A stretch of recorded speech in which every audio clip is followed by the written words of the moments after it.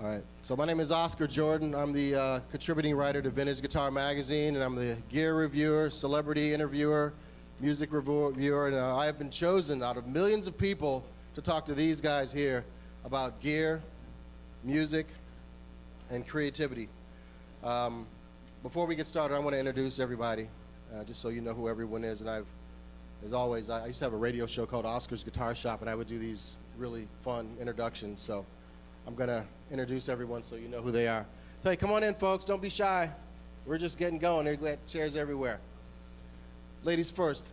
Nilly Brosh is a 7-string sensation who has performed with everyone from Guthrie Garvin to Pat Travers.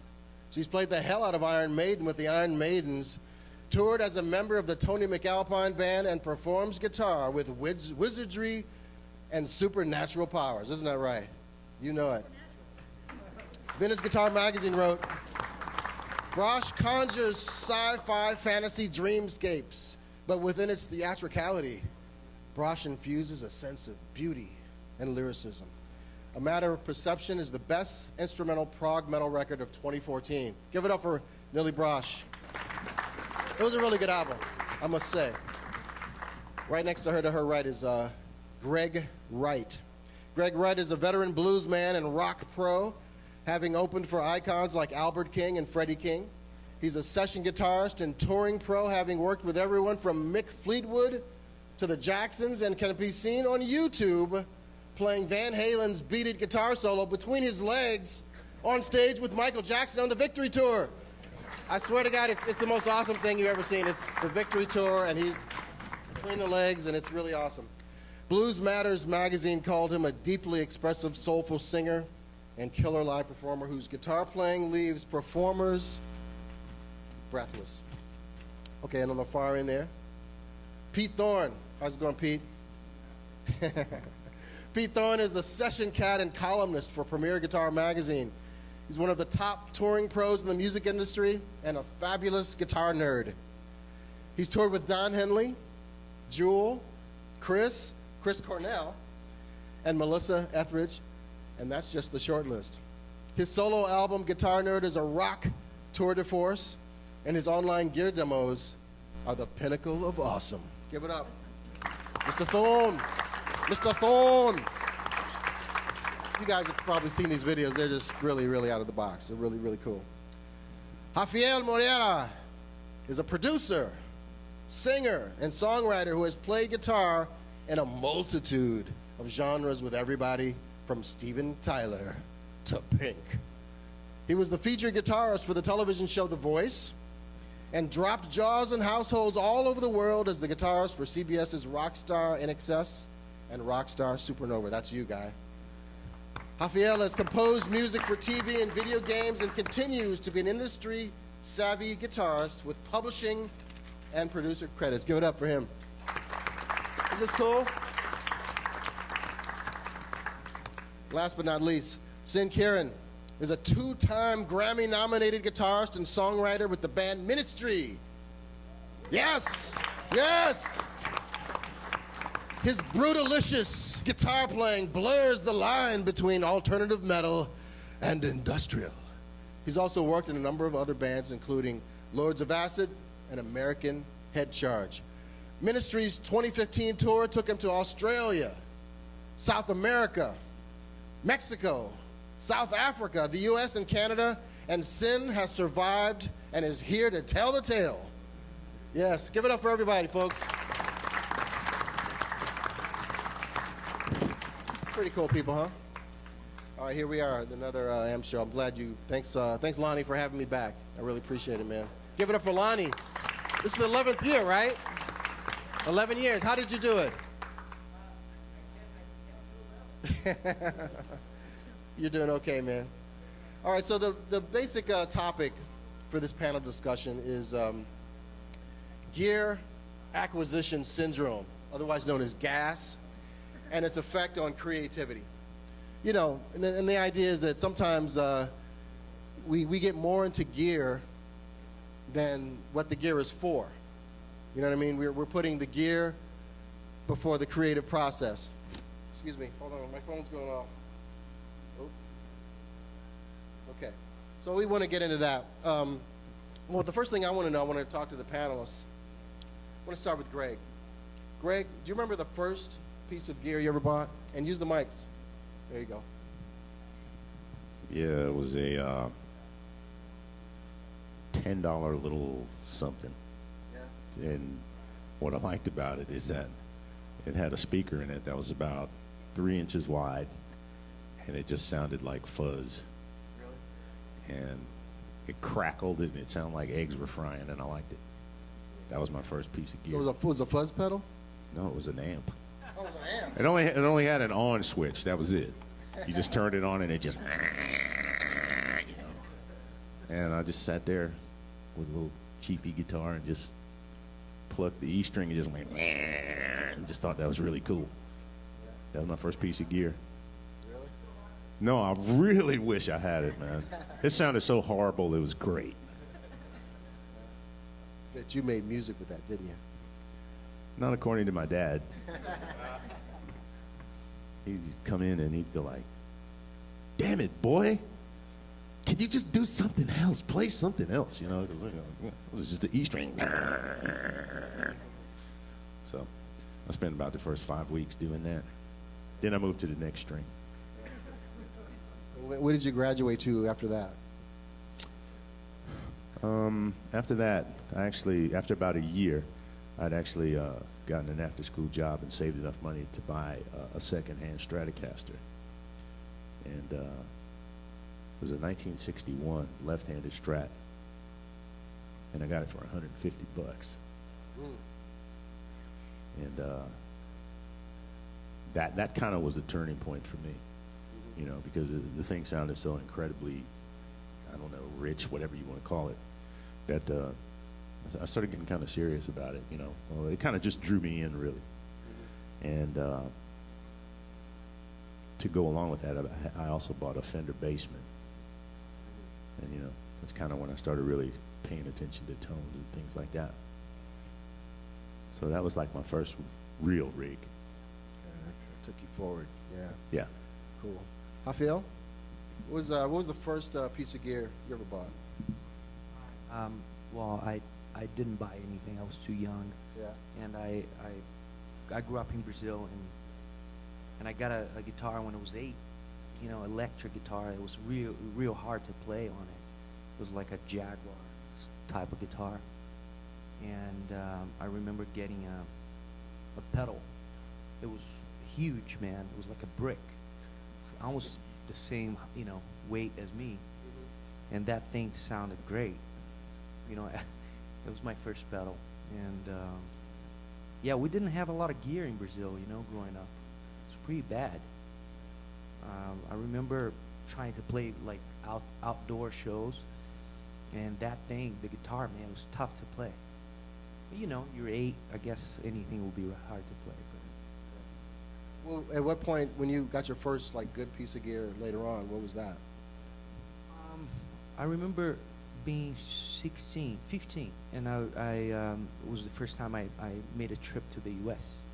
And I was into shredding then, you know, and I really wanted to buy an Ibanez, and I bought 570, which I wish I had it, you know. I actually sold it to a friend, and I actually tried to buy it back, and he just told me to, you know, I'm sorry, it's good to go fuck yourself. Got all these guitars now, dude. You want to come and get this thing? It's like, dude, just be cool, you know.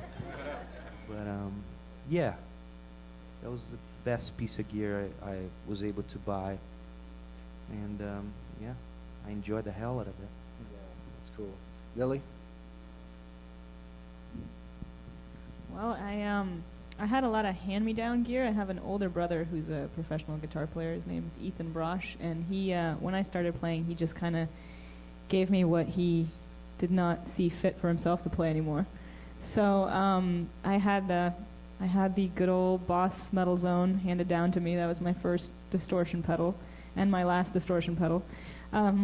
Just kidding. But and I think I had like this box of. I think it was like a Digitech multi-effects thing plugged through like a little 15-watt Marshall into my. It wasn't a Squire, but it was a cheap Mexican Strat. It was actually pretty good for the price that I got it. So I think that was my first rig when I was, like 14, something like that. Right. What kind of guitar? That Mexican Strat. Yeah. Wow. Yeah. That's very cool. Well, do you remember the name of the pedal? I want to know the second pedal after the metal zone. That it was like a line of I think it was like a Digitech multi-effects unit. I don't remember the model. Oh, okay. Yeah. Very cool. Yeah. Yeah. Pete, how about you? Let me think. So the first guitar that I learned on for like 6 months was actually like a nylon string that my sister had gotten from her school because she was like in a program there. And so I struggled on that for like 6 months maybe, and then I got for Christmas Hondo Strat. So that was and a little 10-watt trainer solid state amp. So that was my first, and that guitar is the same guitar on the cover of my record.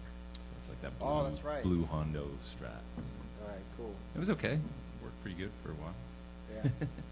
And do you remember like effects pedals or anything? Yeah, I like maybe a month or two after I got that stuff, I think the amp had like a volume and a treble and bass control or something. So I was like, I needed some distortion, So I went and got it was actually an overdrive, like a nice, like a early Boss overdrive, maybe an OD1 or 2, like a good overdrive for the time. And I got a chorus, some kind of no-name chorus pedal. Yeah.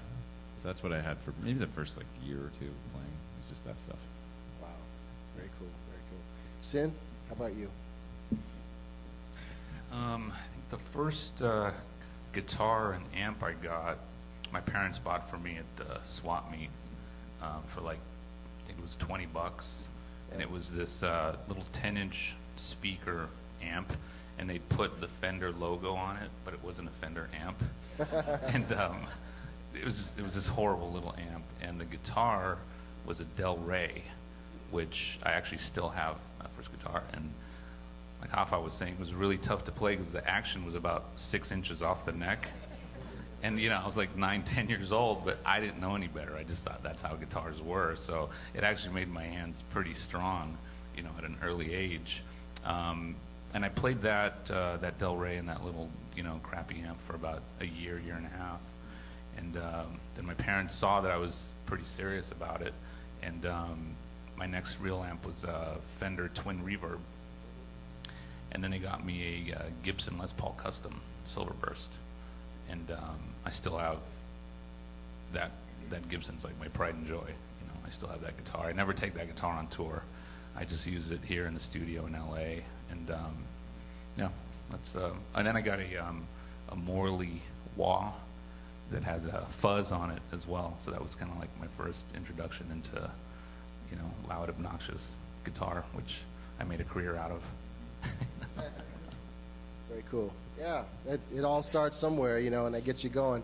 Do you remember the gear that you got that really inspired you to start writing music, started creating? It could have been a piece of recording gear. Remember those old Fostex cassette players? That was for me, because that's, when you have that, you got, I think it was like 4 tracks, and you start to create. But also, sometimes pedals can influence you to start writing, or a cool guitar. Pete, do you remember that piece of gear that started you being creative on the instrument? Well, when I first moved, this was kind of late on, but as far as like specifically recording. Well, just to get you to, not even recording, but just like kind of coming up with your own sound, creating music.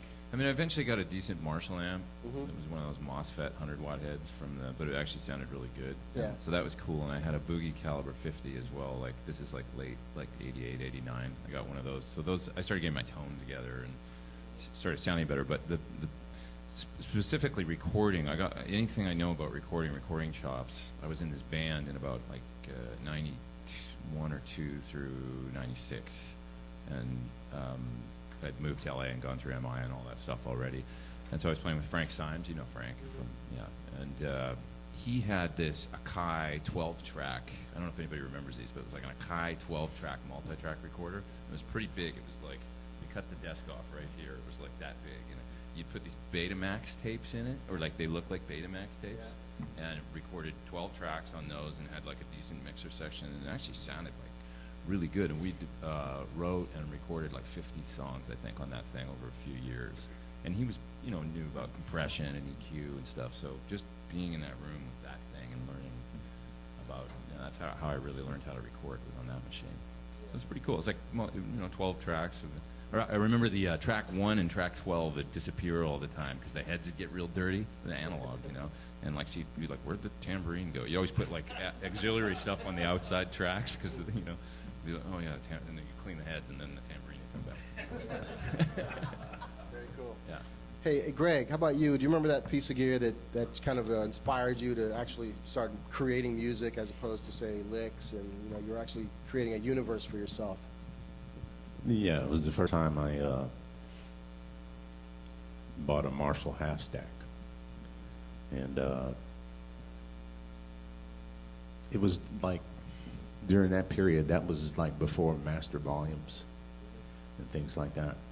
And I had been used to playing the basement, but I saved up enough money to buy this 100-watt super lead.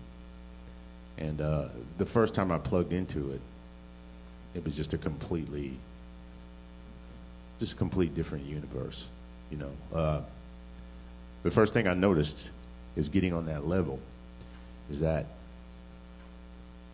the characteristics of the amp combined with the guitar made the guitar literally alive. You know, you flick a toggle switch on a Stratocaster, on a Bassman or something smaller, it's just a nice little click. On one of those old 100-watt super lead Marshall heads, you flick a toggle switch on a Strat and it sounds like you've been rear-ended by a bus. Whoa, what's that? So that kind of started me, you know, those characteristics actually didn't even bother.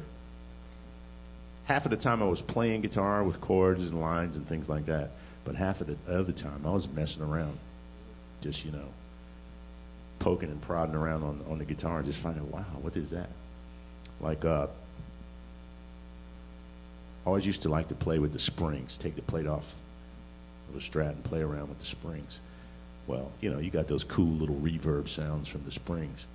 But when I plugged into that thing, that sounded like pretty much an F5 tornado was just like, you know, blasting through the garage, you know, going from a nice little thing like that to So that really kind of started me on the creative thing. Just What kind of music did that inspire with the power of that? at that time, I was listening to a lot of, albums like Dark Side of the Moon, Electric Ladyland, some of the Jeff Beck albums. I was listening to that kind of stuff, you know, and a lot of that stuff had like quirky guitar sounds, you know, that kind of, you sat there next to the stereo going like, wow, what the hell was that, and how did they do that, you know? So that kind of set me on that track. Yeah. How about you, Sin? I think for me it was about 83 when I got my first Marshall. It was a Marshall JCM 800, and it was a half stack. And you know, I mean, I agree with Greg. It was just like once I stepped into that level, it just opened up this whole other, you know, door for me where I was just hearing things that my guitar was doing that I couldn't hear with other amps. And I think that, I mean, for me, inspired my writing because I didn't learn a lot of cover songs when I was a kid. I was always just messing around with sounds and I just loved hearing the sound of my guitar through my amp, you know what I mean?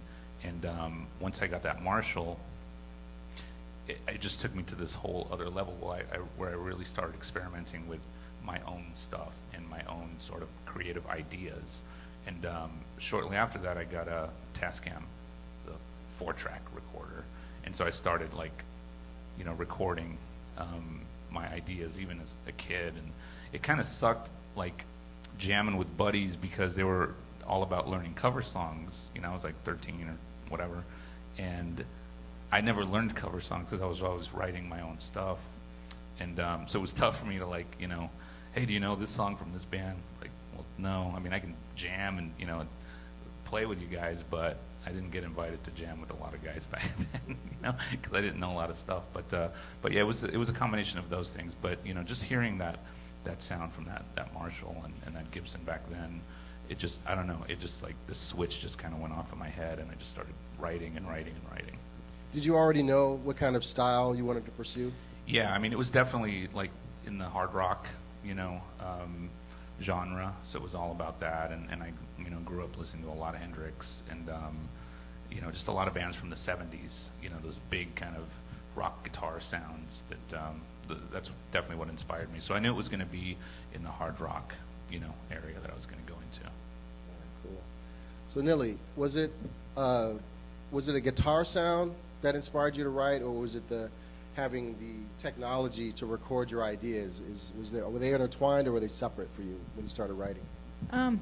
For me, it's kind of hard to pinpoint it to a specific piece of gear, because I think when I wanted to start writing, I was too young to kind of understand the connection between a good sound and the inspiration to write something. I think with whatever I had, I just kind of thought, okay, this is what it sounds like, and I'm going to try to use that to, you know, write music. But I guess if I had to pinpoint it to one specific thing, I mean, especially when I was younger, I was really concerned with playing a lot of notes. And, you know, I guess I felt like I needed a better or a more genre-appropriate guitar than what I had at the time to kind of try and pursue that. So I think when I was 15, I got a Charvel Model 4 from the 80s that I just kind of felt like, okay, well, if I want to play this kind of music, this might help me achieve that. So I guess that kind of helped a little bit, but the connection between like inspiration to write and great tone didn't come until later on in life. Because your first album in particular is pretty eclectic. So did you know where you wanted to go? Or I know the Charvel influenced you to maybe go in one direction, but there were other things going on with you as well, right? Yes, but I think especially at that point in my life, again, like I didn't really see the connection between that and gear. I just thought like, okay, I like, you know, a little bit of flavor from this kind of music and this kind of music, and I'll try to explore that more on like the harmonic side and the melodic side, and then try to make that work with whatever gear I had, because I didn't grow up exploring all those different things, because I just kind of knew one thing when it came to gear, and I tried to make that happen with what I had. Didn't always work, you know, extremely well, but I just kind of always felt like I have to make do with what I have, and, you know, try to go that route. Rafael, was there a piece of gear that got you really writing, inspired you? Not really, man. You know, as I said in the beginning, as Pete said, you know, I grew up playing nylon when I was 6 years old, you know. Got my first electric when I was 8. And songwriting was kind of present for me. You know, it was kind of like a natural thing. And I remember writing a tune when I was 10 years old with my older brothers and some of our young girlfriends, you know, they were singers. We had a little trio, and I wasn't supposed to be a part of that because you had to be 11 and up. So they kind of lied, you know, oh, no, he's 11 already. So we kind of participated and won the songwriting contest. So it was kind of like present in my music, you know, it was a musical thing for me. But I remember buying a PV Bandit. I don't know if you guys ever heard of that amp when I was 15. It was kind of cool because it had you know, it was like a solid state amp, had a effects loop. I was able to plug in a little, you know, delay in there, and sounded like hard rock. You know, it was a good distortion sound at the time. And my first time in the studio was when I was 15. It was all tape, and I did a couple instrumental tunes, and you know, no gear, man, no gear, nothing good, really. I mean, besides my guitar, which I thought it was awesome, and I still do. I don't play them very much anymore. I'm a Gibson guy, but yeah, gear came on later. Back in the day, it was all cassette tapes, you know, when it was 11, 12, you know, like press record. It's like, you know, we didn't have any, you know, recorders or anything like that. So basically, like, if you had no gear, you could write songs. It was a natural thing for me. You know, my first album is called Acid Guitar, and it's Brazilian music, instrumental with vocals, you know, no lyrics, a lot of improv in there, a lot of songwriting too. It's all mixed up, you know.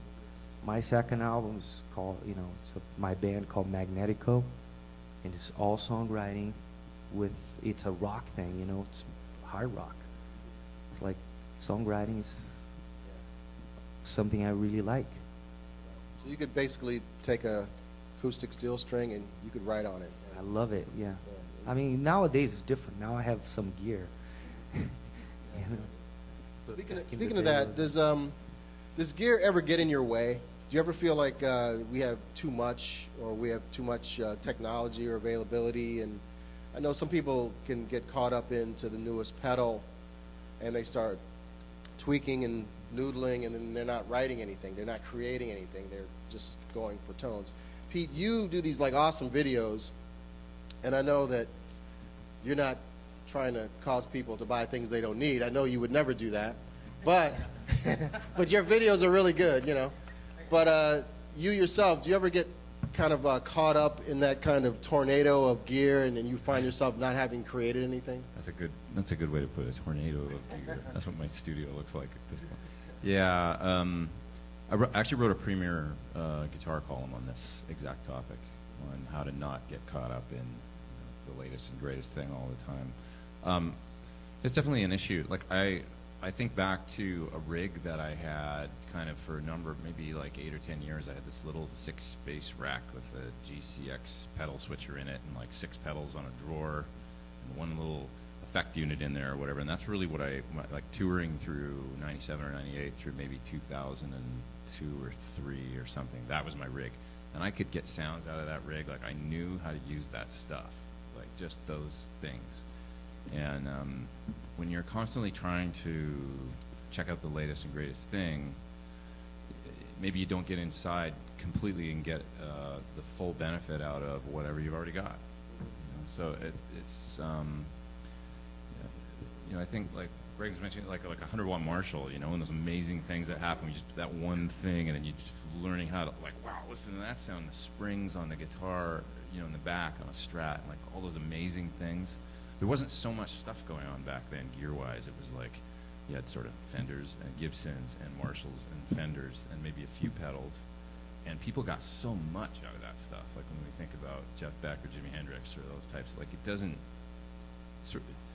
you know, it's a tough thing to define. There's a great scene in the movie It Might Get Loud where the Edge is playing all his crazy gear, and he's showing his some of his signature sort of songs and sounds, and he goes, technology is absolutely how I create music, right? He's got this crazy refrigerator rack, and he's got these incredible tones, and then he turns off all the stuff and goes, this is what I'm doing without the effects on. It just sounds like he's playing 2 notes or whatever back and forth. And he says, so I use technology to influence the way that I write, and it's totally a huge part of what I do. And then the next scene, they cut to Jack White, and he's like driving in a car down the road, and he's like, technology is absolutely the enemy of creativity. And you think about what he does with just a guitar and an amp and maybe 1 pedal or something, and 2 pedals. So there's no right or wrong answer, I guess. Yeah, but yeah. you don't want to get caught up and get always in this cycle, like, I need the latest and greatest thing in order to write songs or sound better, because you don't. You can like work with, like Huff says, like an acoustic, you know, just. Yeah, I was going through some of my old pedals, and I was just kind of goofing around, and I came to the conclusion that there's a lot of stuff that we already have that we could probably squeeze some information out of. There's just, we're not using it till it's to its full potential. Yeah.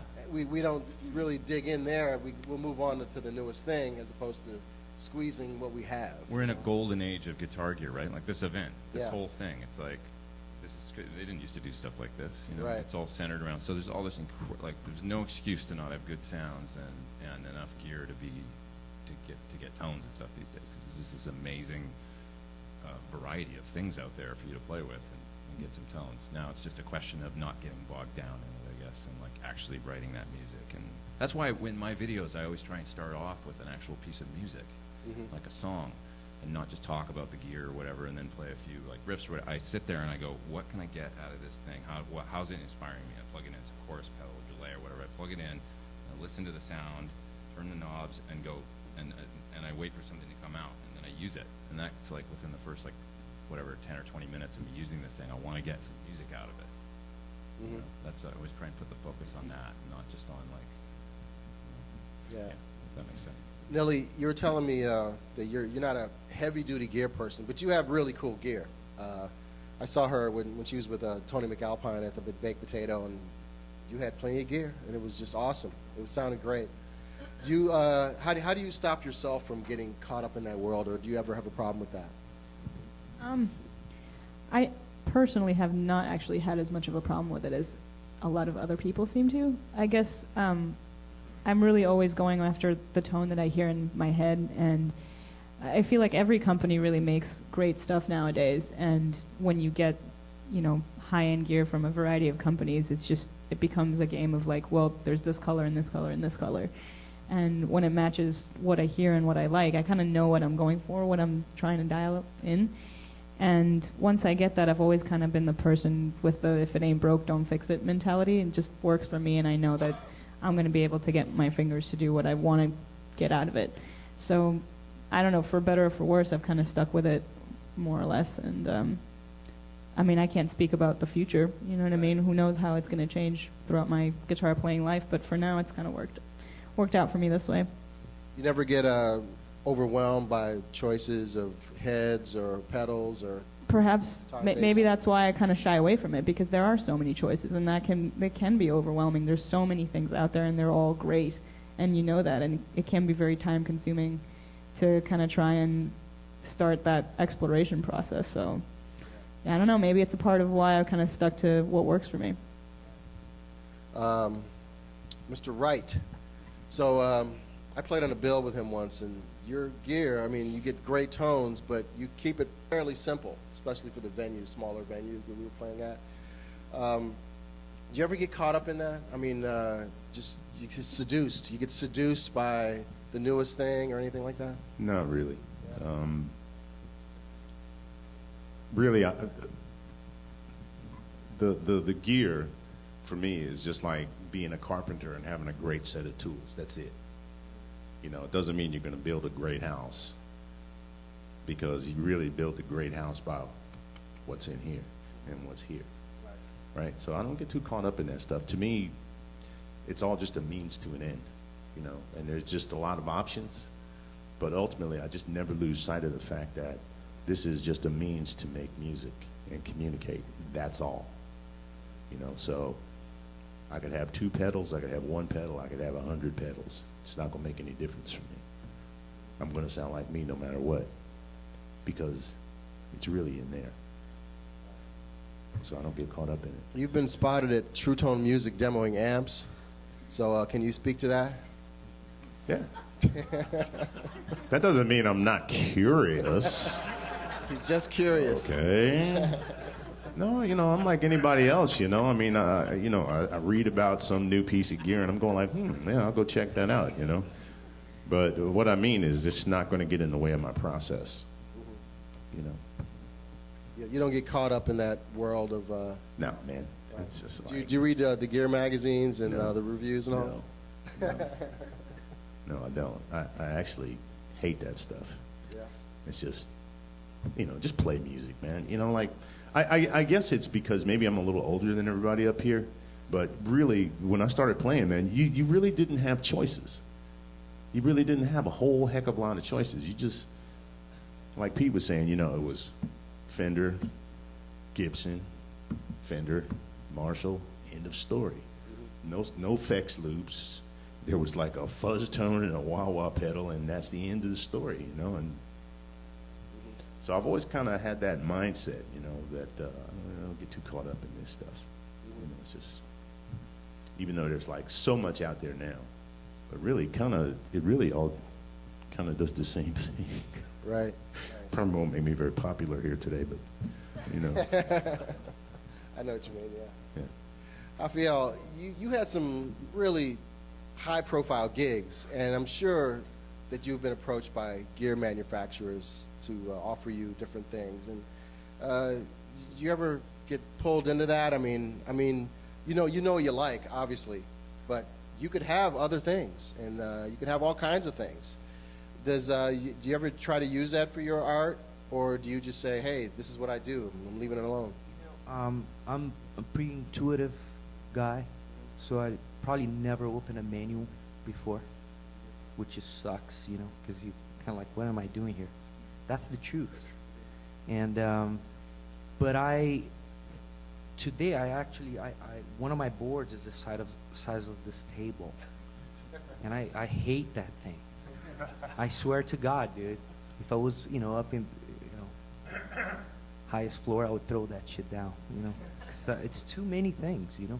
Including the toaster and The toaster and the coffee maker. Yep. That's true. You guys are, yeah, they're laughing, but it's true. it's true. But the truth is, I did it because I needed to have tremolo with tap tempo. I needed all that stuff, you know. I needed a univibe where I can set up the speed, you know. The guy wants me to copy somebody, you know, when I was doing the voice. Or I'm like, dude, really? I have to do it, you know. It's not because I'm into that. It's mostly because I have to.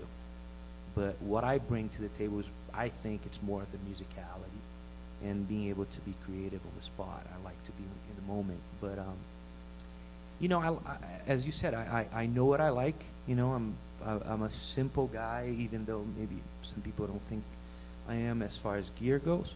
I have been playing the same amp for 16 years. It's an old Wagner Shiva. You know, it's the same amp, man. I mean, I haven't changed. Dave Friedman does my gear, my boards, and even back in the day when I was getting offers from different manufacturers, he would come by my house. I was like, you know, because Wagner won't make anybody's signature models or anything, and if I was getting an offer, I would, you know, ask people, you know, like, man, what do I do? I really like my sound. It's like, even Friedman then said, don't change, you know, you got a sound. It's like, I keep it simple, you know, I just need the amp that sounds good, maybe a tube screamer to, you know, go to the next gear, and, you know, and maybe a delay, maybe a... Right. No, let's stop there. Yeah, that was my next thing, because you can always do. You always think in your mind, I can always do better. Yeah, but you know what, man? To be honest, like, it's pretty simple. I do like a volume pedal to give swells. I do like a delay with the tap tempo and maybe some modulation. It's all good, you know. We all know that all sounds good. The distortion pedal to maybe kick in front of the amp, or actually combine with the distortion of the amp, so you have a little more fluidity when you improvise on the next gear. And, you know, chorus, tremolos, all that stuff is for fun. I Right. like psychedelic music, so I'm going to kick a univibe there. That's all I know, really. You know, I don't know the technicalities of, you know, this and that. You know, I will talk to Pete and learn from him, because he knows it, man, and more than me on that level, and I would sit down with him and learn from him if I want to know more about it, because it's important sometimes if you want to talk about that stuff. But I do know what I like and what I like to use on a jam session, in the studio. Maybe we need to, you know, add layers and colors. You know, you go and add this and that. It's just like cooking, you know, making food. Be creative. So, Sin, for you, I've checked out a bunch of your videos, and you've got this ferocious tone. It's awesome. Do you ever, as great as it is, do you ever think, oh, I can do better? Somebody's offering this to me. I could take this to the next level. I mean, for me, I agree with Pete, as there's no real right or wrong, you know, answer when it comes to gear and pedals and stuff like that. I'm very old school, and because I grew up, you know, in the 70s and listening to a lot of that stuff, my basic sound is really just my amp, and, you know, maybe like an overdrive and my wah. I mean, I can get away with just that. Anything else I add, it really, like Hafa was saying as well, it depends who you're playing with and who wants what. Some guys are going to want you to sound a certain way or do certain things, so of course you have to bring those things in. But as an individual, like, I don't need those things. you know, and they definitely don't define me as far as me being creative or my writing or anything like that. It all comes down to the song and you're playing, and it's literally you sitting with an amp and a guitar. It could be any amp, any guitar. I mean, as far as if you're going to write something, it's going to come from that. You know, everything else is just like coloring, and it's fun. Of course, it's awesome being in these rooms and like checking out all these amps and pedals, and of course I want everything, you know. But that's not, I'm not a very techie guy with that stuff. You know, I keep it very simple, but it's a lot of fun playing with these things, and they sound great. But haven't you ever been inspired by like a particular guitar tone or like a effects or something to write something interesting? I don't know that I've been necessarily inspired by that. I mean, I get inspired by hearing other players or other guys doing stuff. I can't say that I've ever heard like a pedal or something and been like, okay, that's gonna inspire me to write something or do anything like that. I think it all comes, from right here, and literally I could pick up an acoustic guitar and just start writing like that. There's no gear there at all, and it's very organic for me. That's where it comes from, and then everything else, like I said, it's coloring, it's just fun. Very cool. Hey Pete, what was the last piece of gear that you got, and what did you do with it? Did you do a demo, or did you write something with it? The last piece of gear I got. Well, I mean, I just finished like a demo of 2 of the new Moog pedals. Right. So I guess that would be the latest thing that I put out. I guess I'll use that as my answer. So it's like an analog chorus and flanger. And yeah, I just did one of my typical demos where it's like feature both pedals in the demo, write a song, kind of try and write complementary parts that seem to make sense with the pedals. Were you writing for the pedal, or did the pedal inspire the song or the track?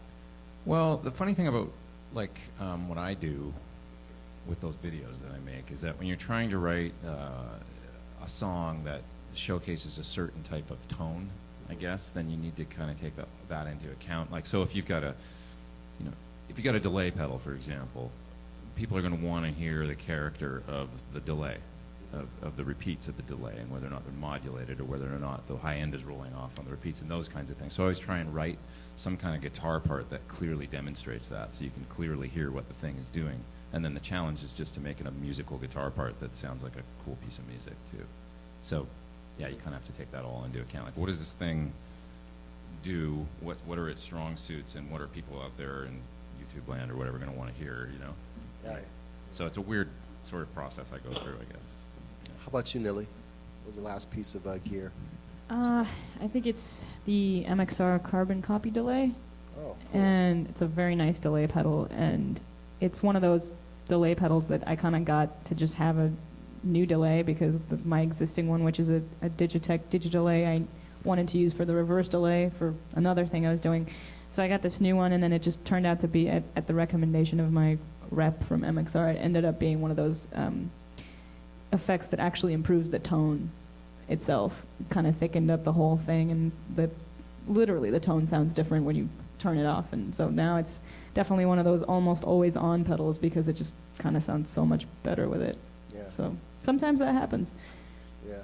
Do you does that cause you to do anything different because it's on? Or I think it causes me to play better. Yeah. It's a but good pedal. yeah.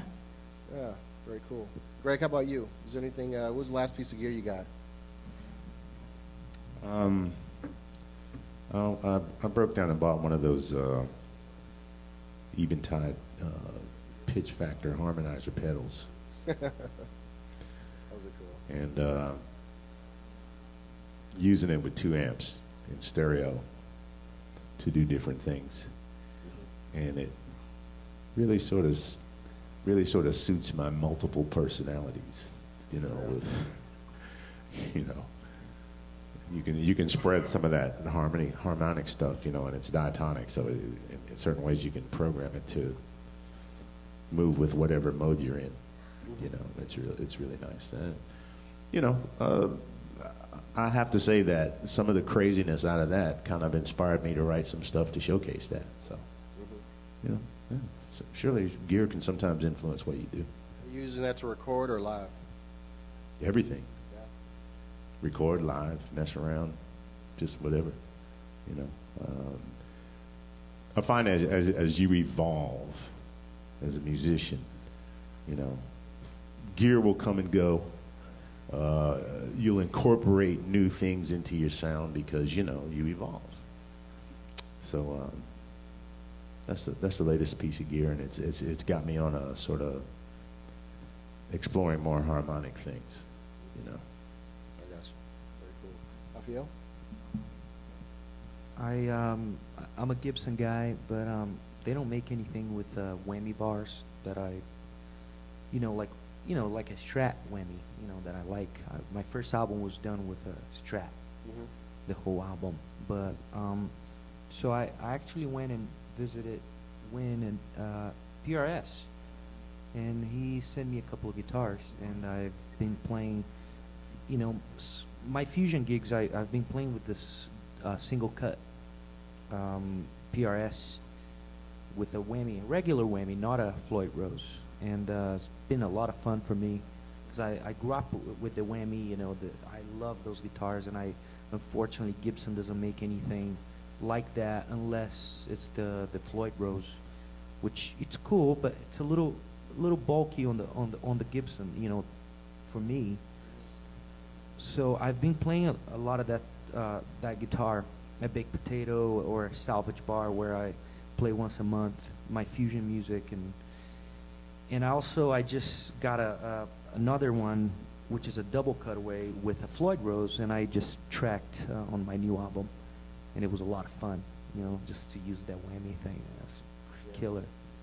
Were you thinking of that as an effect on a song that was pre-written, or did that guitarist say, "Oh wow, I got to write something"? No, it was just it's just because of how it creates this. It's just I enjoy the use of the whammy musically. It just makes it a little more like water, and as long as you take it there, and it's been fun. I'm still playing my Pauls, but I applied it for that specific solo at one song, and it sounded great. Wow, very all cool. Good. Yeah. Sin, how about you? Any new gear? Well, the last gear I got was I actually have a signature series Schecter guitar that just came out in January. We unveiled it at NAMM, so that's really like the last thing I got. I did get a DoD phaser pedal from Digitech, which is actually really, really cool. I just got that like about a week ago. So I've been like locked in my room just in like this phase hell, because I just keep like, it's just like, I'm like 10 years old and I'm just like, love the sound of it. So that's really like the last gear. We've been on the road for like this past year, so. Did you use that pedal on the road, or did you get that before? No, I got that you afterwards, yeah, unfortunately. I would have driven everybody else nuts. So, yeah. I probably would have been fired from the band. So, yeah. But I did use the guitar on this whole last run.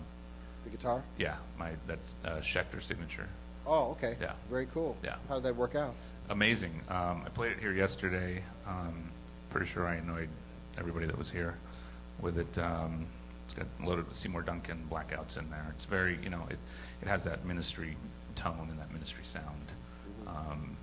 And then this year we've been using Blackstar amps, so we use their 100 and 200 watt heads. EL34 is in there, so it gives us that the balls that Ministry needs. Wow, very cool, very cool. Alrighty, so what I want to do is I want to open this up to questions, but first I just kind of want to figure out what everyone's doing right now, and so that we can, if you guys have anything you want to talk about in terms of what new product or touring or et cetera, and then we'll open it up to questions, and we'll get down to the nitty gritty. Pete, what are you up to now? Well, about a month ago, I was in Japan for a long time. This year, like about half the year. So just kind of wound up that work and got everything done, and came back, and now I've got kind of like just a backlog of these videos to make and stuff. No more touring for the year or anything. But I've got a lot on my plate just with kind of I have to relocate my studio maybe and do that, relocate my home, do it, all that business. So it's like that through the end of the year is enough to think about, you know. So that's about it, really. Any pedals that we can look forward to seeing on YouTube? Yeah, I mean, I'm doing like videos of the new, let me see just off the top of my head, some Pictronic stuff, Origin Effects, all three of their new compressors, which are super cool if anybody likes compressors. They're like basically miniaturized 1176s in a pedal, and they do an amazing job of that. So they're just super cool. Off the top of my head, that's it pretty much. I mean, I want to get into the FX8 from Fractal and try and start using that and make those guys a video for that thing, because it's really cool, actually. I have that in my studio. So that's about it for now. Very nice, very nice. Nelly, how about you? What do you got going on? I have my own band now to play my solo material out. We've been playing out for the better part of this year, so we've got some stuff coming up with that, and I'm also writing a monthly lesson column for Premier Guitar. That's going to be till the end. I mean, that will keep going, but that's the end of my year. What is in the lesson? What kind of stuff are you focusing on? It's a different topic every month, with audio examples and transcriptions and all that kind of stuff. So a different article about different thing every month. You're going to be just playing around with your band? Yep. Anything new about Tony? You know? I don't have any more news than anybody else knows. Sorry, I wish I did. I wish I could give some good news about that, but I don't know. Yeah. Greg, how about you? Well, I'm finishing up a new CD that be a kind of a hybrid of rock, blues, and fusion. I'm putting the finishing touches on an autobiography that mainly talks about how in the early '80s I went from 6 months of homelessness to landing the biggest job in rock history, which was Michael Jackson at that time. Also, I'm going to be going down to Louisiana to play this festival they have every year, this blues festival called Hemmingbow, which is like in this amazing place, you know. And also we're going to be doing a project there where we're doing like a overview of my career, and it's called From LA to LA.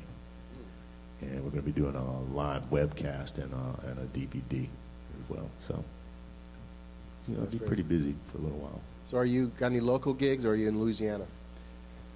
No, you know, it's really weird, man.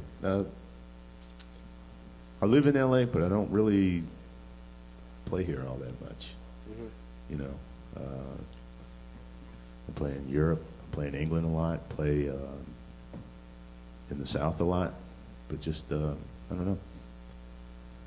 I mean, I've played here, obviously, but, and it's always fun, but I don't know. To me, the real work is out there. Yeah, I know what you mean. I don't need any. We've had that conversation about how tough it is to get gigs in LA, and then you got to get out of LA to get gigs. Well, you can get gigs. Yeah. It's it's the quality. Yeah. See, their meaning of exposure and my meaning of exposure is two different things.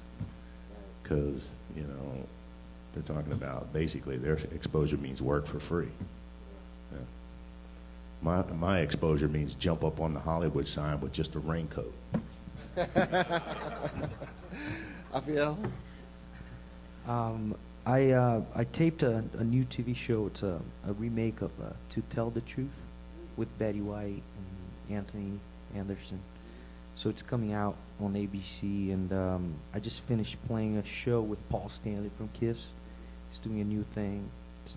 We're not doing the Kiss thing this time. We're doing Motown, which I love, and so I'm finishing up a new Magnetico album. It's my rock band.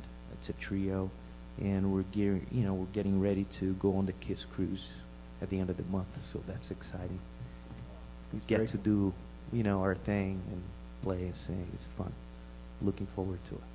Yeah, I of course I saw you on television, but you had to play other people's music. But your solo stuff with your band is awesome, man. And then you're playing some really intense guitar, and then you're singing at the same time, that's wow, man. That's all I gotta say. It's like you want to be busy up there. Yeah, Sin, how about you? What are you up to? Well, we just Ministry was on tour most of this year. We just did Rock in Rio a couple weeks ago, and that was the last show for us for the rest of the year. We're already booked for Europe next year. We're doing all the festivals and Bakken and all that stuff. But for the rest of this year, I'm actually going to start writing my first like solo record, which I'm really excited about. I've never been able to do that. I've never had time to do it. But I'm going to take this time off to start doing that. And while I'm off, I'm going to be doing some like demos and clinics for Black Star as well. So I'll be traveling throughout the country to do that. And I think in January, I actually started filming my first movie, which is called The Bridge, the movie, and it stars Joe Elliott from Def Leppard, Ricky Warwick from Thin Lizzy, and Eddie from Twisted Sister. So I'm really excited about that. Yeah. Very cool. Anything more from Schecter? I don't know what we're going to do. We're probably going to do something for NAMM, something really different, special for the 2016 NAMM. So we haven't decided what we're going to do, but I'm sure we're going to do something cool. Yeah. Are all you guys going to be at NAMM this year, coming for 2016? Yeah. Greg? Rafael? You don't know? Sin? You're going to be there, definitely. Very cool. All right. Well, that was great. That was pretty cool. I learned some things here, you know. I got to put away my, I just bought a MXR submachine. Do you know what that is? That's the, it gets deep. Because the octave, fuzz, and then you get the top note. And I can't figure out what song to use it on, but it's pretty cool. You know what I mean? Did you open it up for questions? I missed that. Yeah, that's next. That's next. Awesome, yeah, because we're probably, got about 10 minutes left. Or so, Yeah. right? Yep. Yeah, so, you're thinking of your questions. Yeah, if you guys have any questions, feel free. Don't be shy. Anything you've ever wanted to know from these guys, they're ready to take your question.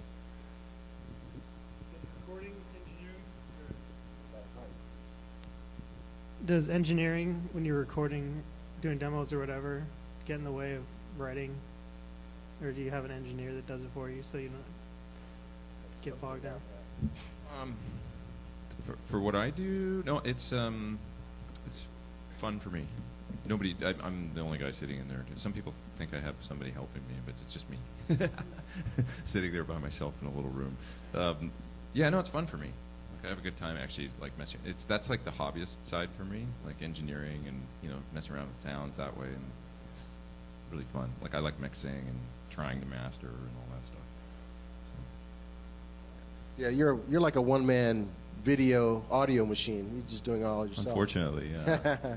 Recently, I had somebody else doing some of my video editing, but I'm back doing it all again now. So it's kind of time-consuming, but yeah, but it's fun. Different facets of. How about you, Nilly?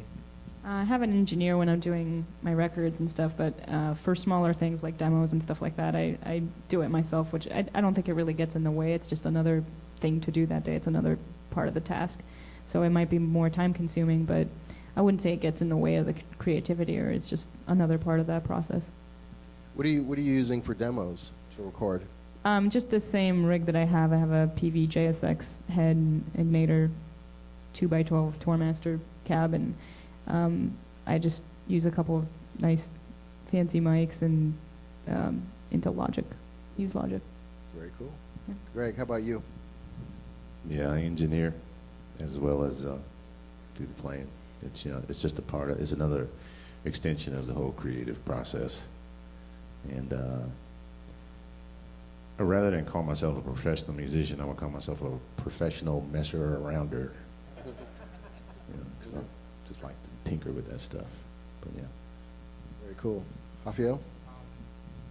I do most of the engineering. I have a cool little setup in my house where I have a shed, with a 412 or a few different amps in there that I can mic it, and then I send it into the studio, into a couple of Nuys or APIs, and then just, it's pretty set up, you know what I mean? But if I do something in a different studio, or if I'm not even playing on it or producing, I would love to have a good engineer, somebody that knows what they're doing across the board, you know what I mean? But if I'm in the studio by myself doing takes like I was last night, I don't even gonna tell you how many takes I did. I'm gonna tell you, man, I wish somebody was in there to say, Hafa, shut up, done. Because it's like you lose perspective, man, So that extra year, engineer, producer, outside, I don't know.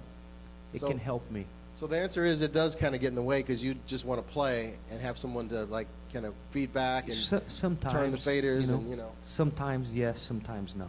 Right, right. How about you, Sin?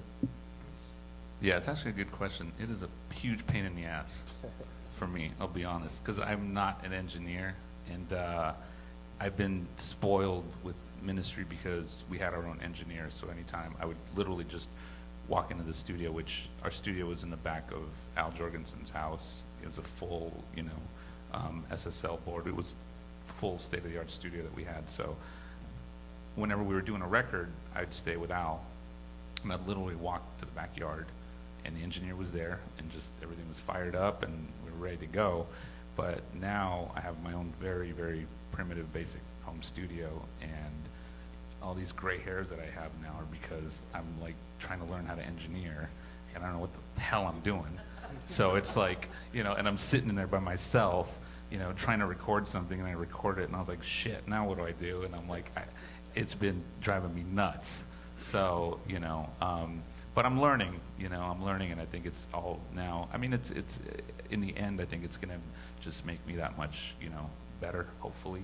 But yeah, it's been tough for me. I don't want to say that it necessarily gets in the way. It just prolongs me from getting to the guitar again when I have to, you know, figure out why there's no sound coming out of it, and it's just one little button that I didn't click that, you know, whatever. It's just stupid shit like that, you know, gets frustrating. So. Yeah, it's a big pain in the ass, but it's It just is. something you just have to learn. You know, it's part of the overall big gig. Any other questions, you guys? Questions? Go ahead. Probably don't need a mic because I have a booming voice. What gear do you guys use when there's no gear around and a song idea hits you? Yeah? That's... Go ahead. Just the recorder on the iPhone is like the most Right. killer. Like, it's so awesome for So like. do you sing into it, or? Yeah, just anything. You've been in your car or whatever, and just like, you know, you think of a melody, or you think of like a drum, maybe a drum groove, like, so I want to do something like this later today, you know, just say it into the, it's so cool. It's like, Same with you?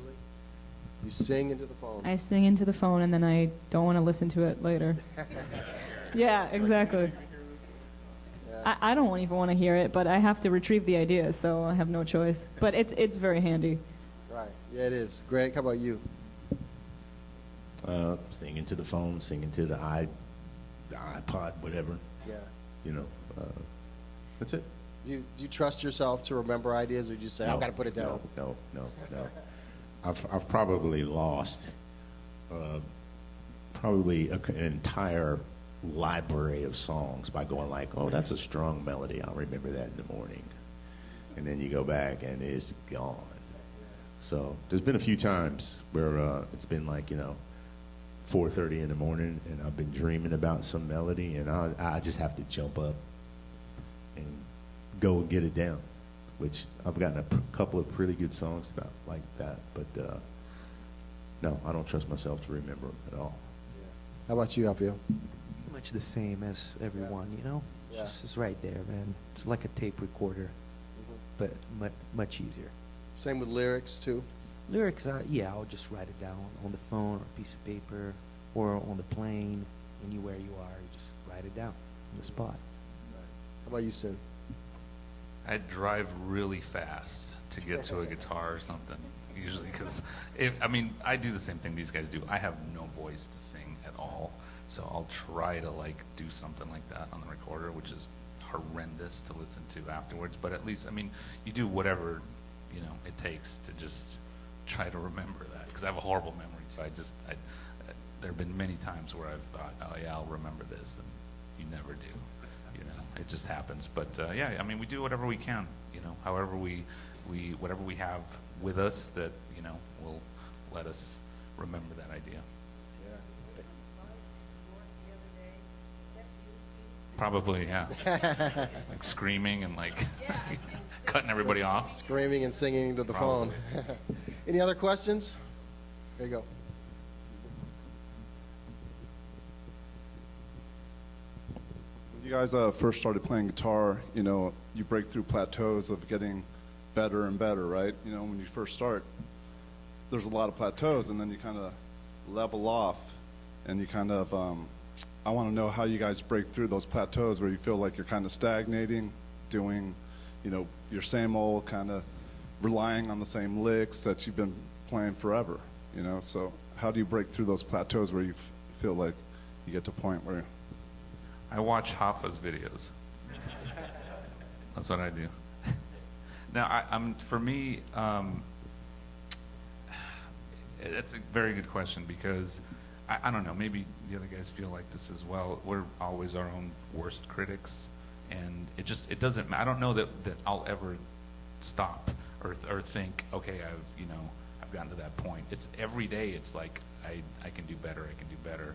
So for me, I get inspiration, I really do get inspiration from watching other guys, and you know, I'm always looking and listening for new sounds or new players and stuff like that, and try to obviously incorporate, you know, those things, techniques maybe that they're doing that I never would have thought of, and you try to implement that in your playing, and I think all of that just adds to your overall sort of catalog, you know. Rafael? You know, it's strange for me. I started to play when I was 6 years old, and I started to play because I liked, you know, guys like Ace Frehley and Stones, and, you know, that's right.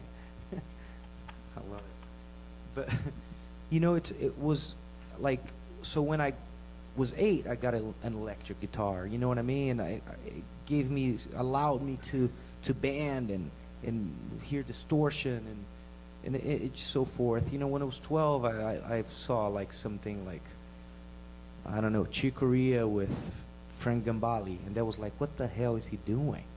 You know what I mean? That just like, I want to do that. You know, I remember when I was 10 years old and I was listening to Yngwie Malmsteen.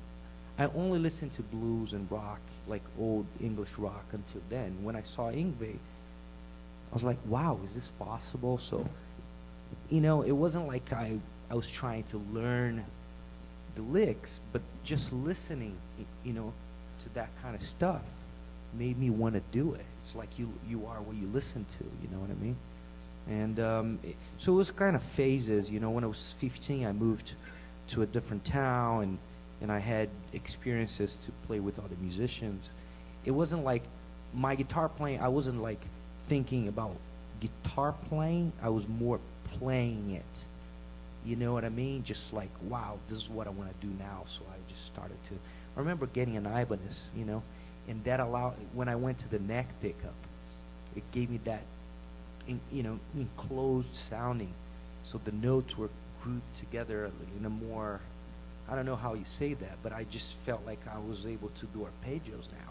And the sound was a little close, like not as open as the bridge pickup. Things like that, you know, it doesn't sound like I can explain it, but to me, the way I am, intuitive, made sense, you know what I mean?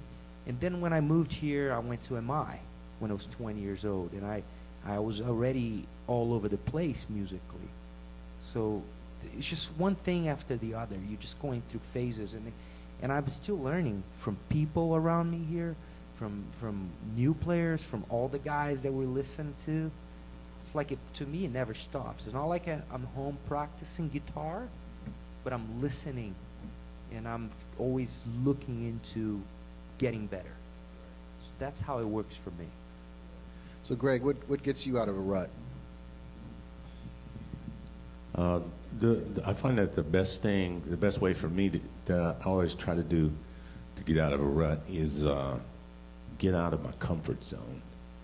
You know, we all kind of fall into the patterns we like, or listen to the cats we like, you know, and sometimes you just got to throw all that stuff out.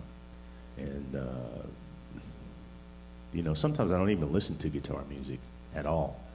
You know, I'll go and listen to maybe some of the old jazz classics, man. You know, I'll go back and listen to Coltrane or you know, Charlie Parker or something like that, because these guys are like coming from a whole different perspective. And that's a nice way to break out of that, you know, or listen to classical music, you know, or maybe put your favorite guitar away and play something else that makes you kind of turn a different way, you know. But really, I wouldn't so much call it a rut, because what I've found over the years is that the more I learn, the more I find out I don't know. So you're never going to get to that point. I mean, if you get to that point where you go, okay, I've arrived, that's it, you're done, right? So it just you just get to the next horizon, and then, you know, you go, man, the road goes even further and it's even wider. But yeah, just like maybe try getting out of your comfort zone. For, you know, don't listen to your favorite records, don't listen to your favorite artists.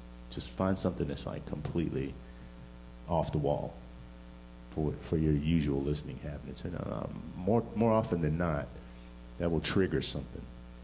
You know, trigger something. Just a small seed, that's all you need to trigger something to expand your horizon. Yeah. Well, how about you, Neely? What gets you break away from the plateau? Well, the first thing I try to do is not worry about it, because, well, first of all, you know that everybody else, you know, if you talk to enough musicians, you hear that everybody goes through the same thing, and that can be a really comforting thing. And for every time there's a rut, there's usually a time where you're hit by inspiration that you don't really expect to be either. So hopefully it kind of evens out. So it's another reason not to really worry about it. But I agree with these two guys about the listening thing. You know, listening to stuff that you don't normally listen to but you really like can be great, because I think as players we can be so concerned with playing and creating all the time that we forget that listening is probably the most important aspect of music.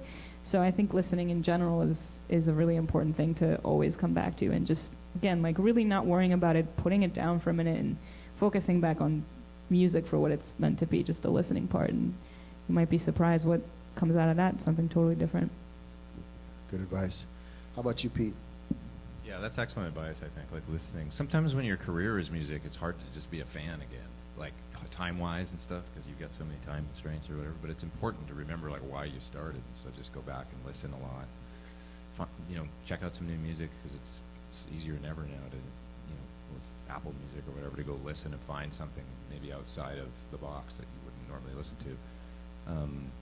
And then there's no magic bullet, but it is, once again, so much easier with technology these days. You can, you know, watch lessons on YouTube. Or I remember reading a John 5 interview where he was talking about when he's out on tour, he still goes for lessons all the time. Like in whatever town he's in, he'll find a guitar teacher to go take a lesson. And I was like, wow, that's really cool. Like, you know, just to go find, you know, the hot shot in that town or whatever, or somebody that's got a, you know, reputation for being a good teacher or whatever, and take a lesson and get inspired. Because wherever you go, you're going to see something that is going to, you know, if you just put in a little bit of effort, you can find things that'll knock you out of your comfort zone. And I remember going to Spain and seeing some flamenco players there and watching them with the right hand, going, I don't even know what that is. Like, that's some other instrument. It's not even guitar. It's like outside of the realm of anything I understand. So there's always another, you know, thing out there to blow your mind and kind of tackle, you know, if you're into it. Yeah, excellent advice. Excellent advice. Okay, we got one more question. So this is it, folks. One more.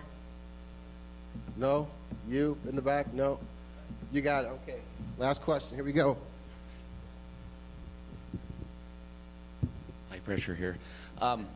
Just a question about performance, like peak performance, like when the red light goes on. I know with, like, I've watched you on American Idol and you know, millions of people are on you. How do you get in that zone where you're not thinking about making a mistake or something like that, or recording, or that big moment? You know, how do you prepare for that? Is it just a matter of just or you just have that dialed in so well that your muscle memory just kind of takes off? You know, it's hard for me to be here right now and talk to you. Much harder than be on stage. You know, I've been doing it for such a long time. You know, me and my brothers, we played as trios, you know, since we were 8, 9 years old, for 10,000 people, whatever. So it was always very natural for me to be on stage. You know, I never really cared. It was a lot of fun. I actually enjoyed that. But yeah, you know, it's not when you stop to think about that you only have one shot, you know what I mean? And especially Idol, because I do Idol for maybe a couple of months, and they will call me every week to come in, and we do one rehearsal, and then you have one, you know, it's a little weird, but I don't think about it. You know, it's just like you just go there and do your thing and let go of the outcome. You can't control the outcome. So for me, I just go there and do it, man. So you're not thinking about the big picture of millions and millions and millions of people watching you. You're just doing the job. I just go do what I do best, you know, which is improvise and be in the moment. Most of the time, what I like the most is to go there and play in the moment, improvise, not prepare. I know what it is, obviously. We know what the form of the song or whatever solo or, but I'm not, in my head, it's not, oh, here I play this lick, here I play this lick. Never. Because it's not what I am. You know, what I am is to improvise and be in the moment and maybe listen to the singer and play around the singer. Because it is a vocal show, right? What am I doing here, dude? Why are they calling me here? It's like, but, you know, so it's hard to explain those things. I just go there and be myself. And again, let go of the outcome because we can't control that. You know, we can only control what we do in the moment. And even then, I don't really know what I'm going to do most of the time. Hoffa, you and I talked about this week. Like a few days ago, we saw one another, and he was talking about recording his own record, and we were talking about how sometimes when it was a little bit, but you said a little bit about it earlier, when you're in there with no engineer and it's just you can do like 100 takes. So you'll sit there and second guess yourself and try and oh no, I can do better. And we were talking about how sometimes, you know, you just put it to bed, come back and listen to it in the morning after a good night's sleep, and you listen to it and you go, what's wrong with that? It sounds great. Like, why was I stressing about it? But when you're on those shows, you don't have time to think like that, right? And sometimes at all. You know, so there's people there, and you got to step up and you just do it. You know, first take. Like you said something that I agree, man. Because I think the best I've played is when there was no second takes.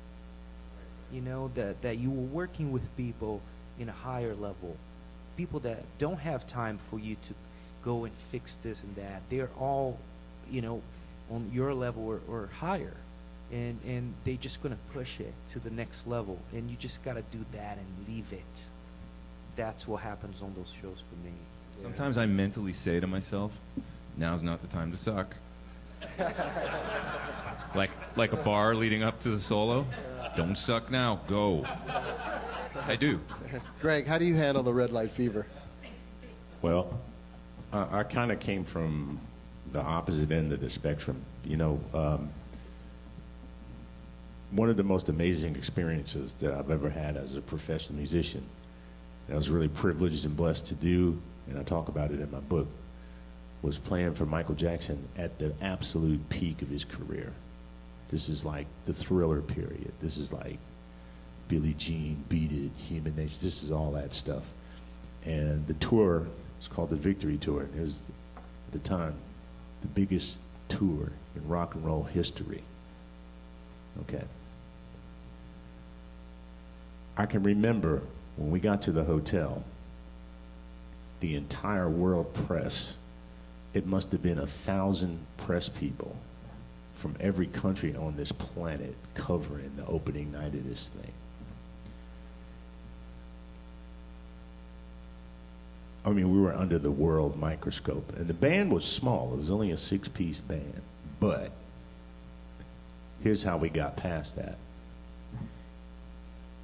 These guys, especially Michael himself, had a level of preparation that it was like music's version of preparing to be a Navy SEAL, literally. We did 3 months, 7 days a week, 15 hours a day in stages. The first stage was the group of guitar players went here. The keyboard players went here. The rhythm section, percussion went here to this guy's house. We never saw each other for a month. We just got our parts together and just could play our parts. Second stage, second month, we get together in a rehearsal room and we start playing as a band every day, 15 hours a day. Third stage, we go to the production in a big sound stage where we're going to actually do the show. We're going to run this 2.5-hour show 3 times a day. So when we saw the world press, nobody was nervous.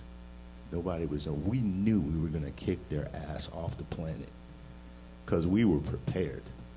So I'm kind of that preparation school, and I found that the preparation was such that I could actually relax and play my ass off rather than go like, oh my God, there's Walter Cronkite. Oh my God, there's Tom so-and-so. Oh my God, there's ABC News. Oh, it's the BBC. You know, we were just so focused. We were such a well-oiled machine that we could actually relax and go out. And I mean, you knew, man, you were ready. I mean, watching Michael Jackson prepare, all I could think to myself is, you know, he's a little slender cat. All I could think to myself was, I was going like, my God, if this guy was a prize fighter, he'd kill everybody. After that 2.5-hour show, where he's the center of the focus, more often than not, if he was rooming above me, I would hear him after the show. 2 o'clock in the morning till sunrise, I'd hear him up there. He's still working on his footwork. Preparation. So that's one way to get over the red light syndrome. I really believe in that one. Wow, that's intense, man. Sen, how about you, man? How do you handle the red light? Yeah, I've always felt comfortable on stage. I'm more uncomfortable in these settings like this. Growing up, I was only child, and I was very shy, and was always kind of just in my room alone. I don't want to say that I had like social anxiety or anything like that, but like I didn't feel comfortable like, you know, talking in a room full of people. I was just not that guy. But as soon as I had my guitar, I could do anything. And, you know, being on stage and doing all that stuff, I just feel completely natural when I'm up there. When I'm doing this is when I would freak out. So I agree the preparation needs to be there. Obviously, you know, a band like Ministry, for example, rehearses a month before we go on tour, like 6 days a week, you know, 10 hours a day, something like that. So we're prepared. The band's ready. Like, you know, we're never worried about that. That just, you know, it comes natural. Real quick, the first time I recorded with Ministry, talking about the red light thing, is Al called me, said, hey, you know, I want you to come help me write the new Ministry record. So he flew me out to El Paso, Texas. They picked me up at the airport. I had my bags, and they drive me right to the studio. And he says, are you ready to record a lead? And I was like, on what? And he goes, well, you're going to hear it right now. So he plays me the song once. Engineer plugs me in, and I let a solo rip. And that first take is the one that's on the record. And that, you know, I was like, no, let me do it again. I can do it better, blah, blah, blah. And he goes, all right, I'll let you record it again, but we're keeping the first one. And that's what stayed on the record. So a lot of times, I mean, it's just, you know, I don't know. I feel comfortable. And a lot of times when there's a little bit of pressure, it actually helps me. And I think, I don't know, I think the best comes out of me in situations like that. Wow, very cool. So you must be a professional musician, right? Is that what you're saying? I don't know. I've fooled enough people, I think, at this point, if I'm sitting up here right now with these cats. You know. Very cool. Millie, how do you handle the pressure? Well, I mean, I'm kind of the preparation school of thought as well, and I think the key along with that is the trust part that you really do have it, because without that, all the preparation doesn't really matter. You can still psych yourself out, and that's right. You had the question. I'm sorry, which I've done many times. So I found that, like, you know, it really helps me to just really not think about it, and just that trust key is the key. If you can get to that, you don't worry about it anymore. Rafael? Just to agree with everyone here, I feel much better when there's a couple of weeks or a month of rehearsals. practice makes perfect. Trust me, it makes me feel like I'm Superman. I mean, seriously, like, you know the material, we know the songs, we're gonna have a great time. It doesn't feel good to be called every week and be put on the spot on the show you watch. It's not fun, but I do it. And sometimes I'm there, and they would throw 4 or 5 songs extra with no charts. I'm like, dude, what do you think I do here, man? And that's true every week. And it's no fun. I'm not gonna lie, it's no fun, man. I wish I had more time to prepare. But you know what? I go there and do the meat and potato as much as I can. You know what I mean? And it's just not as much fun as knowing what you're gonna do, or practicing with the band and having that, you know, cohesive sound. But that's the reality. That's some great advice, and I'd like to thank everyone for doing this. I really appreciate you coming down and sharing your wisdom and all of that. Give them a big hand, everybody. Very cool. Very cool. Thank you. Thank you very much. So guys, hang out. We have the group shot, group photo op right here. So go right ahead. You want to bring them in?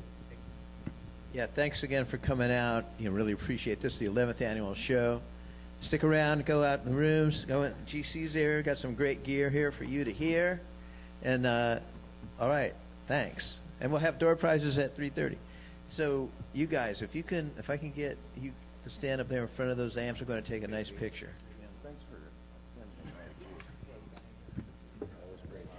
And stick around, guys. We have Jay Hayes from Black Star, who's going to be doing some demos for us here in a few moments, followed by George Pahone. They're going to do a little set for us here in a while, too. That's something you don't want to miss. Make sure you stick around.